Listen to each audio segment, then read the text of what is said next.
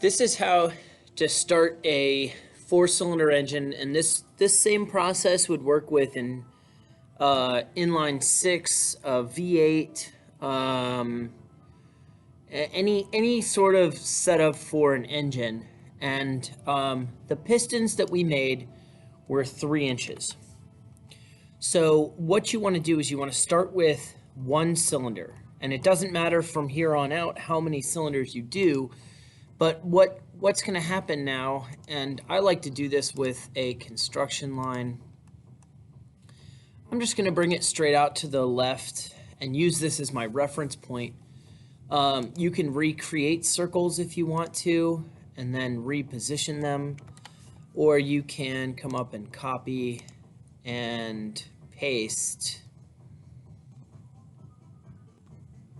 them off to the side. So like I'm going to start off with just a 4-cylinder engine, and let's make sure that this isn't construction. So I've got my 4 3-cylinders, and what I'm going to do is I'm not going to tell you what size this needs to be because it's it's up to you. And but what is important is that they are the same distance apart. So whatever, and I'm going to show you how to do this. So like, I'm going to bring this up and I'm going to click on this one, which says D5. And I'm going to do the same thing for here.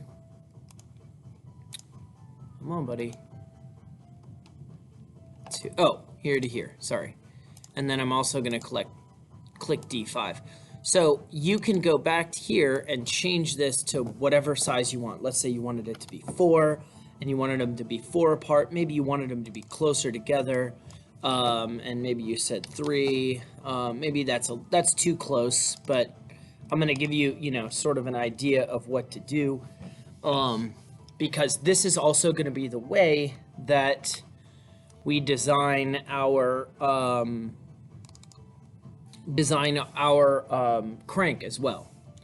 So I'll just say 5 for now. That's way too far apart. You guys want them kind of close to each other so you can do your cylinders and everything.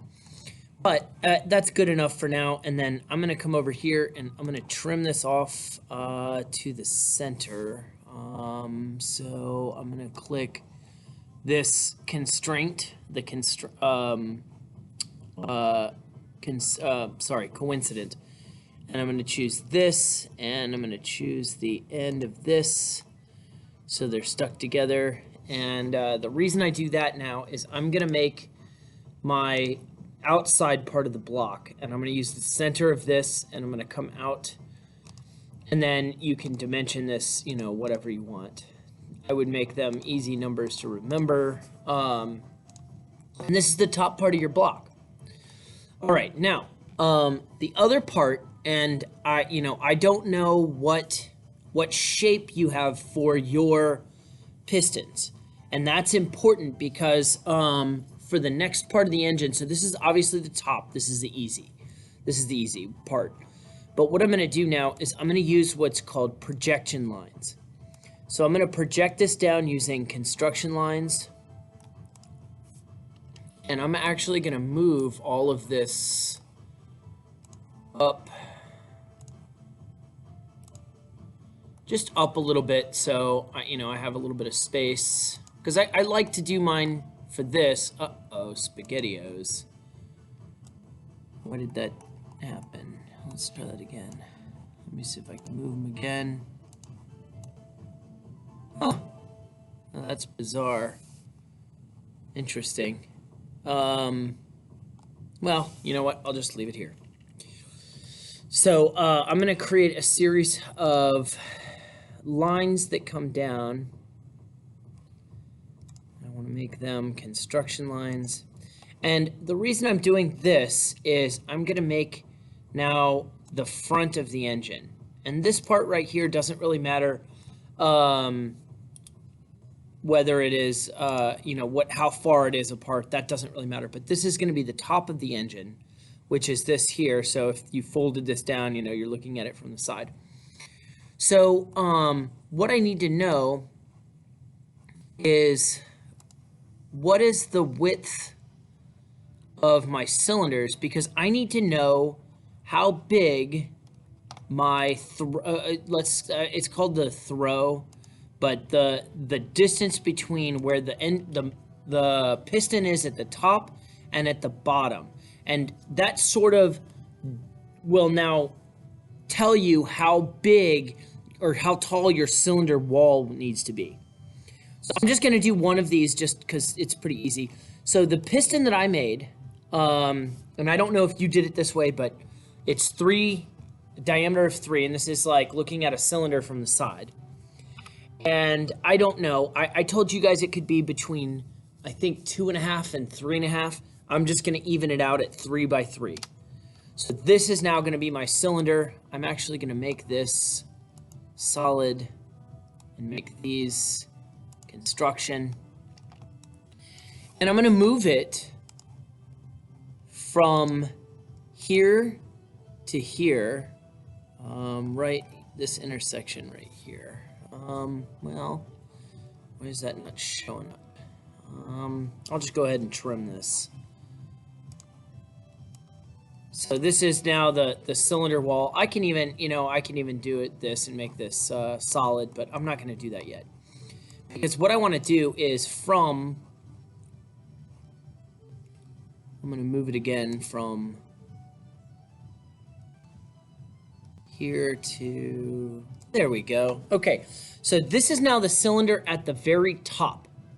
Okay, I'm going to now bring it down. I'm going to copy it. And this is if this piston is moving up and down. So I'm going to move it straight down. And so let's say this is the top dead center. I didn't want to match it up perfectly. Let's copy this here like this. And I'm going to move it straight like maybe this. I'll move it down here. And we'll line this line up over here, just like that. All right, I can also make these different colors. I can right-click and go into the properties, and I can change the color of that line to make it so it, like I know that this is the top and the bottom. I'm not going to do that, though. I just want you to understand that the distance between what's called the top dead center and the bottom dead center. This is going to determine your crank, and it's also going to determine how big your cylinder wall is, okay? This is, I think, sort of the hard part. I'm going to give you this number because I think it'll make it easier for you. I'm going to say 3 inches, okay? So 3 inches from the top dead center to the bottom dead center. This gives me, if this is 3 and this is 3, that makes it 6. You can change this and you can make it different if you want to. But what that does now is it makes the cylinder wall for this now 6 inches. So what I'm going to do is I'm going to extrude this 6 inches. Except I'm going to use this as my planning document. And I'm going to show you something really cool. I'm going to take this. I'm going to copy it. And I'm going to go into a new part. And I'm going to create a sketch, top view, and I'm going to hit Control V. And then when I double click on the mouse, boom, there it is. So now I have a planning document and I have my 3D shape. So what I'm going to do now is I'm going to extrude this 6 inches. Where'd you go? Where'd you go, you little booger? There it is. I'm going to extrude this 6 inches. This is now my cylinder, okay, or my cylinder wall. The cylinder wall that I was talking about is inside of here. So each one of these cylinder walls. Now, when I'm looking at this, this is way, way, way, way too big. So you want these to be closer to each other. You can change this is called the throw. And so I will talk about that in another video, but this is the beginning of the top part of the block.